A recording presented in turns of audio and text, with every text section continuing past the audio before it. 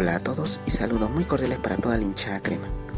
Este sábado 12 de julio a las 3 de la tarde se va a llevar a cabo el partido entre Universitario de Deportes y los Chancas 6C, correspondiente a la última fecha del torneo Apertura de la Liga Onotepuesto 2025.